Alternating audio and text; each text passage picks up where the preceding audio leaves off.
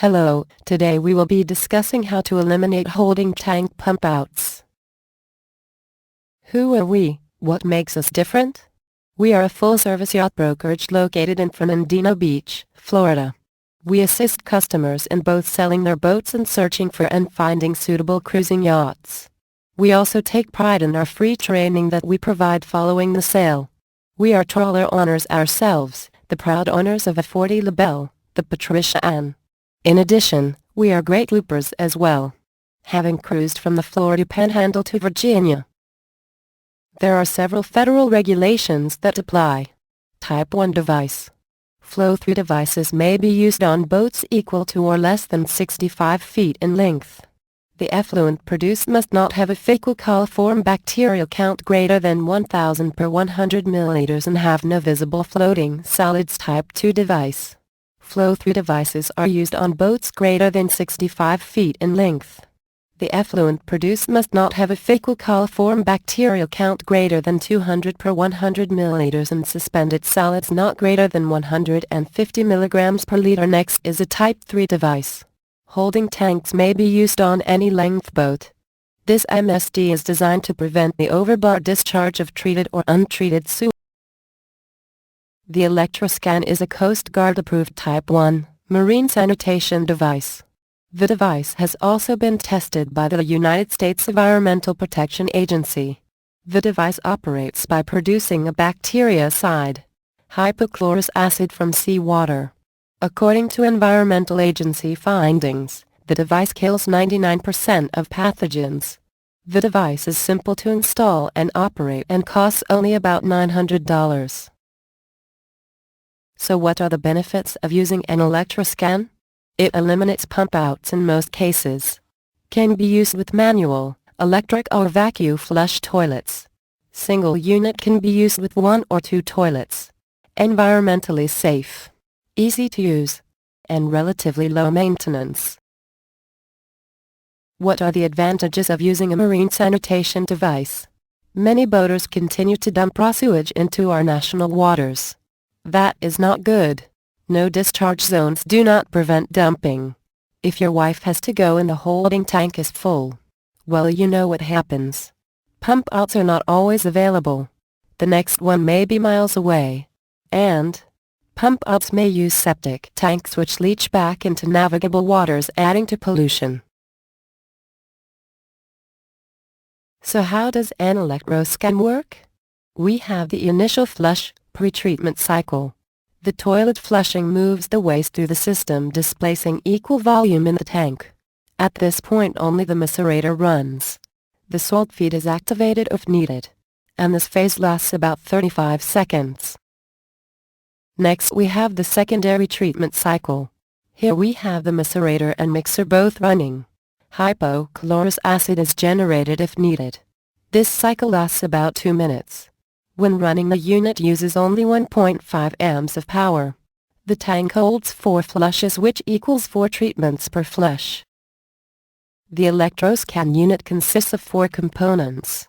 The brains of the system, the control computer, the system status panel, or start button, the LCD panel which provides setup information and status during flush, and the treatment tank itself.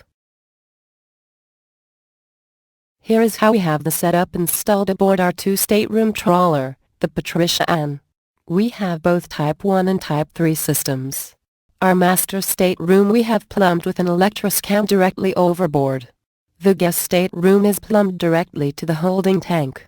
We have this arrangement such that if we are in a non-discharge zone, we still have an available head to use. Installing the optional saltwater feed tank is recommended. Seawater is 3% salt. The ElectroScan must have a saturated saltwater solution to operate. It can be used in fresh or brackish waters. Rain runoff will create brackish water even near the ocean. Manual yielding salt will not work. The 3% concentration is impossible to get correct. We use bulk water softener salt mixed with water in a salt tank. We fill the tank weekly with salt and water to make a brine solution.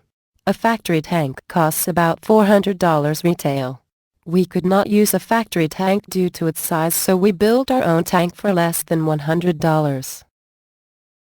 Here are some tips for planning your project. Do not locate in an area that exceeds 120 degrees. High temperatures such as engine rooms can damage the unit. Locate in an accessible area. You will need access to it. Be sure to lock it and ElectroScan within 6 feet of toilet.